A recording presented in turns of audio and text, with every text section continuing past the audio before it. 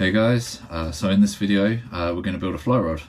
I got into building fly rods, specifically fly rods, when I started saltwater fly fishing. I walked into a well-known fly fishing store and was looking at the prices of saltwater specific fly rods, and the price is it was just out of my reach. So something that I've been toying with for a long time. Back when I used to do a lot of lure fishing, I sort of thought, oh, it'd be a cool idea to build like a spinning rod out of a fiberglass fly rod blank.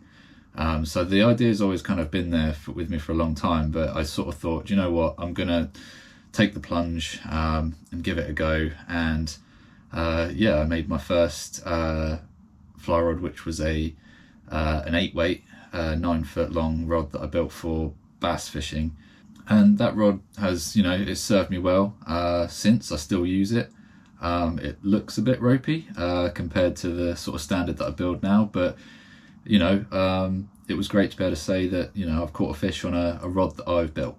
So I'm going to take you along with me now through the process of building a fly rod from start to finish.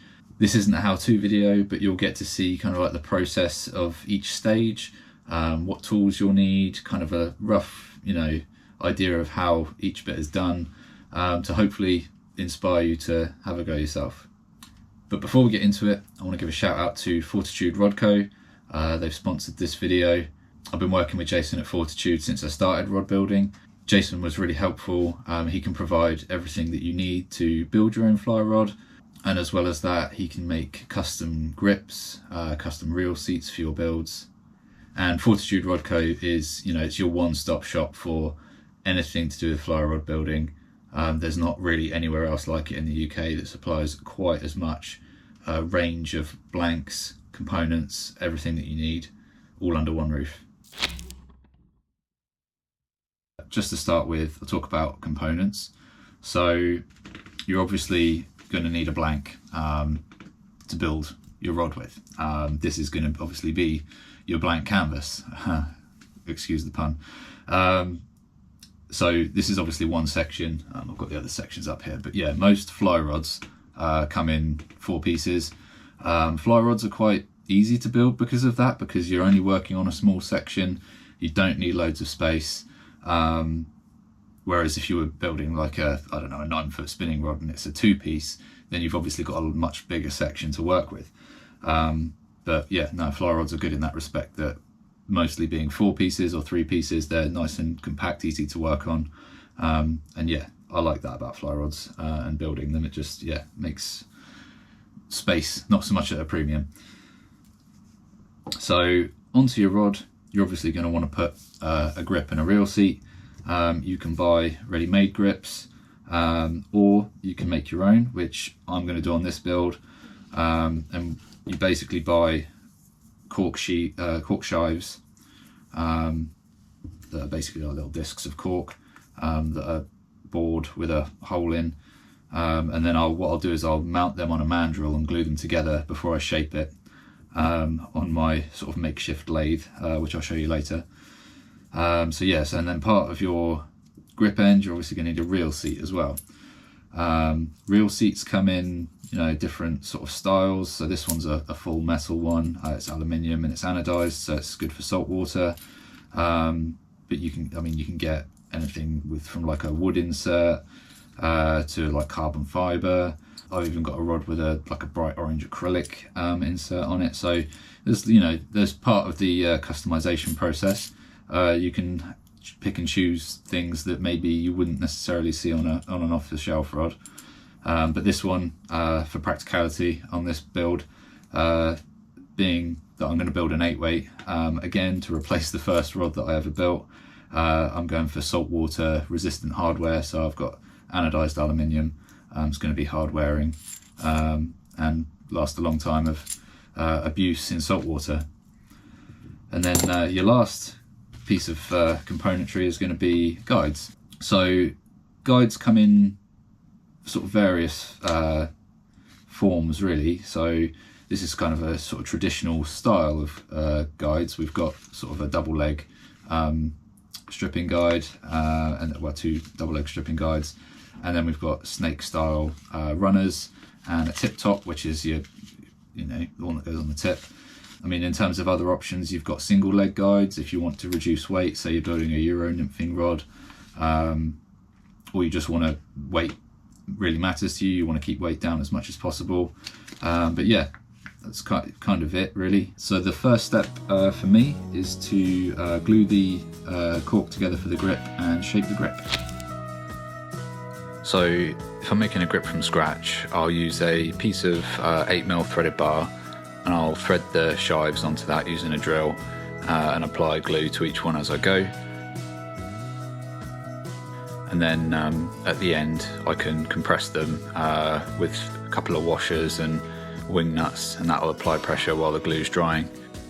Once it's dried, I'll mount it on the homemade lathe. Here you can see it's basically just a power drill on a jig that I've built, and then I've got another piece of wood with a hole in it to act as a tailstock, and that's it. And I can get some sandpaper and shape that to what I want it to be. So yeah, start with some rough sandpaper for shaping, smoother sandpaper for smoothing it out, and then finally some wire wool just to give it a bit of a polish. And yeah, that's the process. Once the grip's shaped, it needs reaming to fit the blank, so I'll just take a drill roughly the size of the blank at each end, and then just use a rat tail file just to slowly make that large enough for the blank to fit, and then dry fit everything together. One last step that I needed to do was just to recess the grip to take the hood on the reel seat. So gluing everything up, to start with, the fighting butt is relatively simple. You just drill that out, put some epoxy in it. But for a reel seat, I'll use what are called arbors, where you just wrap tape around the blank, masking tape in this example, to basically create an arbor that then fits the reel seat as it should be, and the glue will fill all the gaps as it's applied. And then we dry fit everything together. Before I start, I lay everything out because you don't want to make any mess. So yeah, I've got foil to protect my work area, a little foil dish for mixing the epoxy in. This is a slow curing epoxy, it gives you a bit more work time. But yeah, give that a good mix together.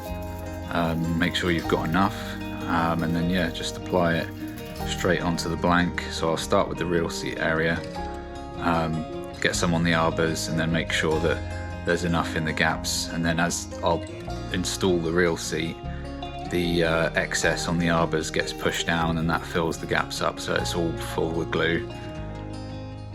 You have to be a bit careful because it's a bit messy. If you just take your time, it normally all gets moved into the right place. The camera decided to die on me while I was doing that, so for the grip it's essentially the same thing. Just to line the blank up, there's a couple of ways that you can do this.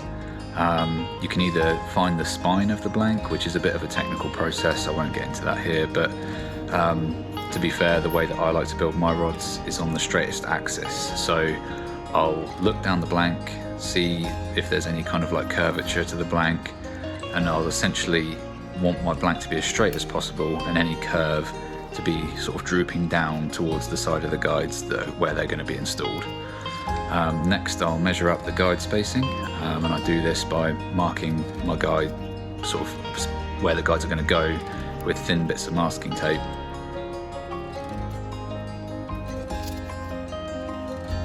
And then once they're all marked up, I can go back along and mount the guides with more thin strips of masking tape. There's other ways of doing it, but I find this is quite good to be able to play around with it to get the alignment right.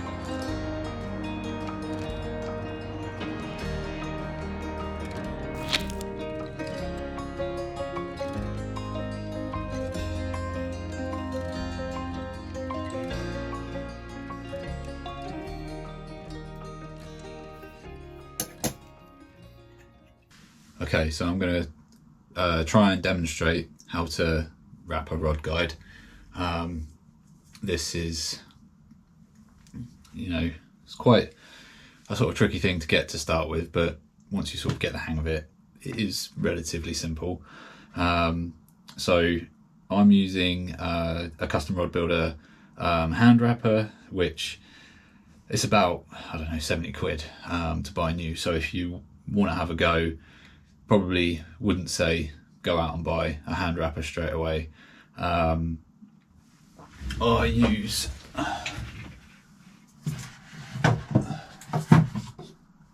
well, I still use them, like these rod stands. I built this one first, which is very basic, just to hold the rod. I had a mug that I would put the thread spool in, and then I lay the thread through a book. So the book, like the weight of the pages, put it about halfway through the book. The weight of the pages creates the tension, and then you just bring it straight up onto the blank here and wrap. The issue you've got there is that there's not a lot to stop the blank from going back on itself if you let it go. So I would put like hairbands over the top of this to add pressure to keep the blank still, but wouldn't necessarily always work. You wouldn't necessarily be able to stop in the middle of a wrap, which was quite tricky, but I did it. It works. And then I did make another one.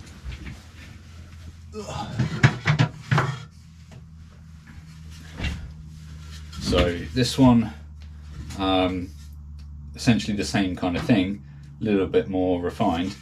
I've got a little rod tip here that I've glued in, and that acted in a similar way to this bit does here, as a thread tensioner kind of buffer. So my thread tension would still be through the pages of the book, but this would just add a bit of a buffer to it. So if I stopped, that could relax, but then the tension will kind of stay. Again, it didn't work perfectly, but it's a little bit better than the first generation of the homemade rod wrapper. But yeah, it's, that's basically all you need. You need a stand for the rod, put your thread spool in a mug, pull it through a book, open the book up halfway, lie your thread through it, close it. That gives you your tension.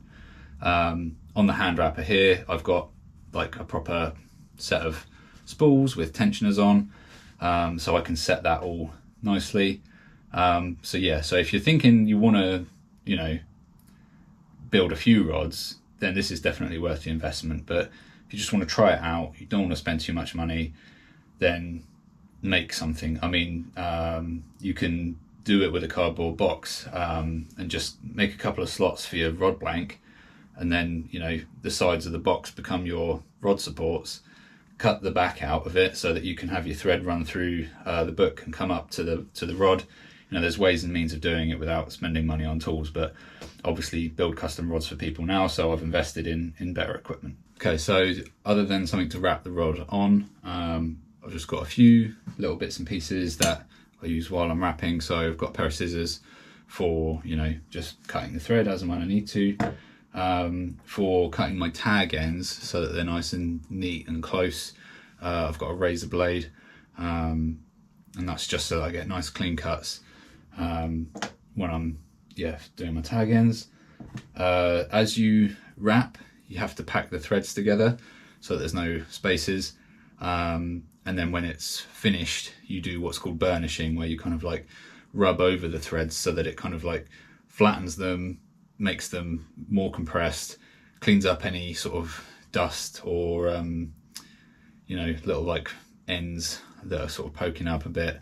And then the last thing is a lighter, which again, if there's any kind of, say I pull a tag end through and it comes out a bit from the thread wrap, and there's, I don't know, there's some tiny little frayed bits, just hitting that with a flame will clean that up a bit. Because when you come to put epoxy on it, any kind of little fuzzy bits will cause little bumps in your epoxy, little spikes that are really noticeable. But if you've only got one or two, they're quite easy to sort of clean up. As the epoxy cures, you can just nick them off with a razor blade, put another coat on, and that's fine. So one or two of them isn't too bad, but to kind of reduce that, because obviously you don't want to make more work for yourself down the line, lighter cleans it up. Just any tiny little frayed bits that you see, you can just hit them with a flame. But yeah, I think we'll get to it, and hopefully it'll make sense. So on the hand wrapper, like if you buy this hand wrapper, it gives you instructions of how to, you know, thread the thread so that you get the right tension and stuff. So I've got my main thread here, that's all threaded up, ready to go. So I'm going to take the thread, come underneath the blank, and then I've got another loop down here that I put the thread through. So this is a bit different to if you just have a stand. You obviously wouldn't have all of these bits that you've got to thread the thread through. It would just pretty much come out of the book onto the blank, and then you're wrapping. Whereas this is slightly different. Right, so I'm going to pull this over the top of the blank where I want to start. And I'm using my left hand to keep the thread on the blank with tension where I need it. My right hand is controlling the tag end. I'm just going to pull that round, so now it's gone round once, and I'm just going to take my thumb and push the thread coming off the spool over the tag end so that they're crossed over. I can put my finger of my left hand on top, just wrap this around a couple of times. So I'm still holding the tag end, my thread's crossed over here, I've got a couple of loops around here. That's because what I'm going to do now is start turning, and I want to just get that to go over the tag end once more, and then I'm hands free now. If you're using just a plain rod stand, like I say, this might be a bit trickier. You might need to keep hold of the blank so that the tension doesn't spin it round and undo all of your hard work. But basically, I'm going to take my tag end, pull that a little bit tight just to make sure it's nice and tight, and then get the razor blade. Hopefully this can be seen on the camera. So I'm pulling the tag end straight up, and I'll lie the razor blade flat on the blank and just nick that. And then as I wrap, that's going to cover up my tag end and keep that nice and tidy. So now I'm going to take my burnishing tool and then just start twisting and just pack these threads together so that they're nice and even. Okay, cool. So that is started now. I've started that a little bit far away from the guide foot, so I'm just going to push this towards it as I wrap. So my thread tension isn't so super tight that I can't move that along the blank a bit.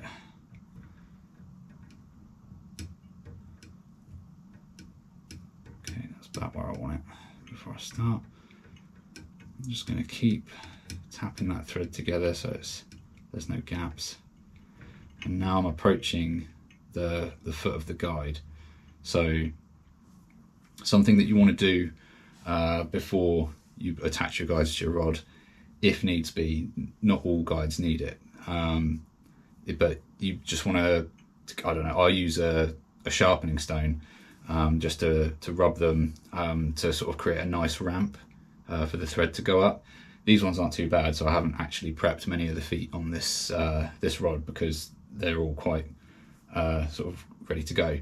But what it's going to do is it's going to make wrapping up onto the guide so much easier. Because if you've got a big step, it's not going to be a smooth transition. There's going to be a little gap somewhere. It's just going to look a bit messy. So yeah, so if you just put, if the guides need it, put a little ramp on the foot, that'll just help the thread go up onto the foot easier. But having said that, most of the time I find that, so I'm wrapping towards the foot when I hit the foot, so I'm pretty much on it there.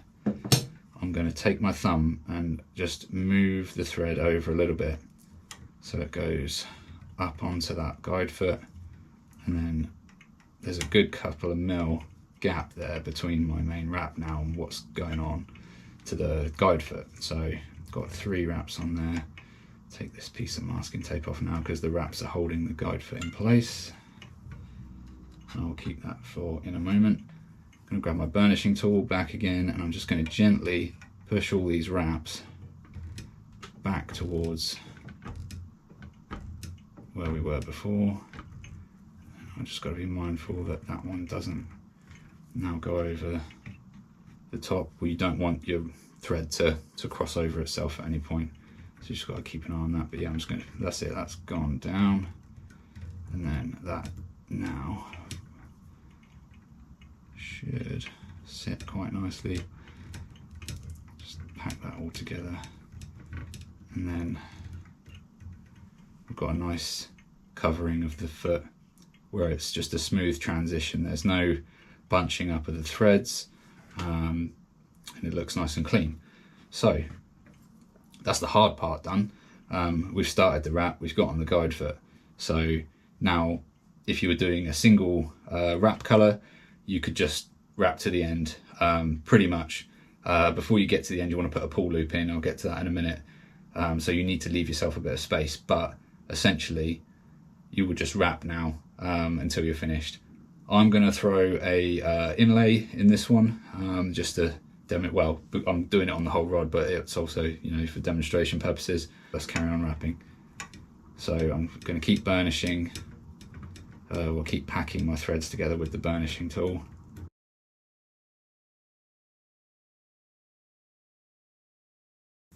So, doing an inlay. So I'm just going to move my thread over a little bit. Don't know if you'll be able to see that very well, but my last wrap, I've just moved it this way a touch, probably 1/2 mil gap now between where it is and the previous wrap. And then I'm going to put my inlay in there. So my inlay colour is here, and here's the scissors coming to handy, because to do the inlay I want, I don't know, what's that, 8 or 9 inches. It's probably too much, but I like to have plenty of tag end to play with. It makes life a bit easier. So I'm just threading that under the last wrap that I did, which is where I want it to start. And then this is my tag end. I'm not going to touch that for a bit. This is the actual wrap. So I'm going to pull that down into the gap that I just created by pulling my thread over a little bit. And then I'm holding them side by side. My tag end slipping down a bit there. Hold it side by side with the main thread, keeping it away slightly because I don't want it to go over the top, but I'm just going to wrap that around one time. And now I've got like a bit of a striped effect where the thread, I've got the 2 thread colours next to each other, and I'm going to wrap that about 1/4 of the way round, more than I need it to be. I just want one wrap of this sort of teal thread. Put my finger on it so that I don't lose the place. The second tag end I'm going to pull up, and then I'm just going to roll it round so that my main thread is now holding that down as well. That's secure. So before I do anything else, I want to make sure it's going to stay there, so I'm just going to do a couple of turns with the main thread over the top of those 2 tag ends, and you can see we've got the one inlay there and then it doubles up. The reason I've gone over is because I'm going to pull this back to tension it and then line up the 2 ends so that it looks as much like it's just a single wrap as possible. There's going to be a slight gap because obviously as you wrap it's moving along the blank, but yeah, let's get another turn on that.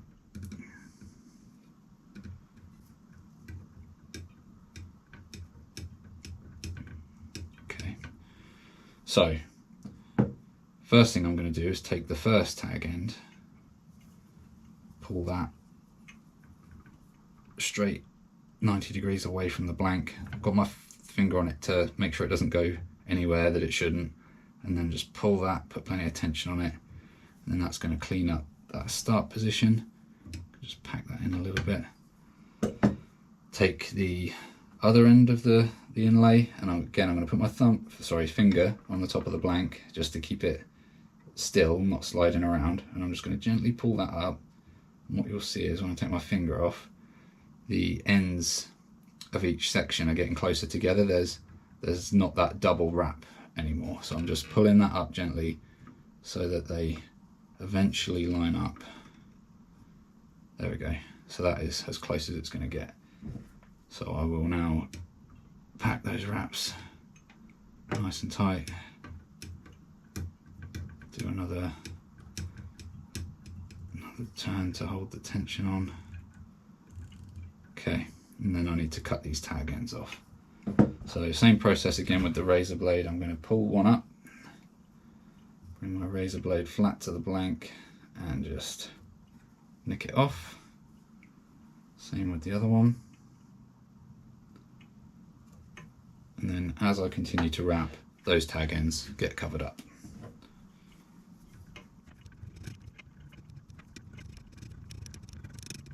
Okay, so now that I've got those tags covered, I'm about, I don't know, 10 turns away from the end of wrapping this guide. So what I want to do to be able to finish off the wrap is put in a pull loop. And the job of a pull loop is basically to pull your tag end underneath your threads, underneath your wraps, so that it's hidden and it maintains the tension. So I've got a spare spool of some quite sort of silky nylon here that I like to use for pull loops, because where it's quite thin and sort of smooth, it pulls through nice and clean. If you use a sort of a more coarse thread, which I've done in the past, sometimes it gets jammed and you get a bit of a bump or just looks a bit nasty, whereas this stuff, where it's just a bit smoother, don't have that issue. So what I've done there is I've folded it over to create a loop, threaded the loop under my main thread, the last wrap that I've done, and then the two tag ends have come out this end. I'm going to take a piece of tape and just stick that down on the blank, just so that it's not flying around everywhere, it's not going to get underneath my main thread, and it kind of helps when you come to pull the loop through. So yeah, so then we just carry on wrapping until we get to the end of the wrap.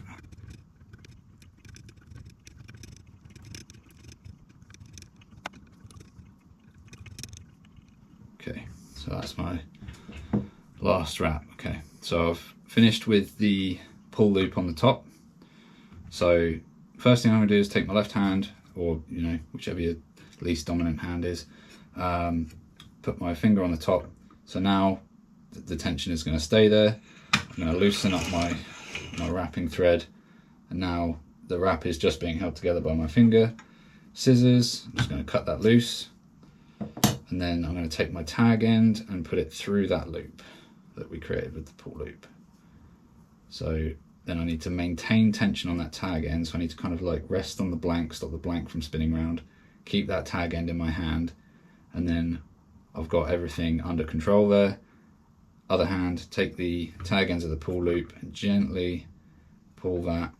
Now I want to stop pulling when my tag end just goes underneath the wrap, because what I want to do now is, rather than just pull the tag end through and it come out here, when you cut that, there is going to be a tiny bit of thread left poking out that, there's no way you're going to be able to stop that from happening.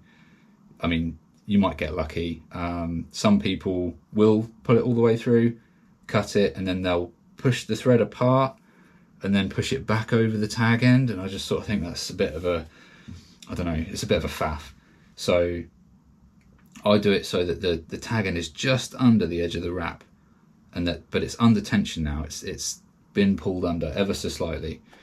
So now if I cut my tag end here, because I've put my pull loop in, a good 10 wraps before the end, I've got quite a long way to pull my tag end through. So if there's not much tag end to pull through, once I've cut it,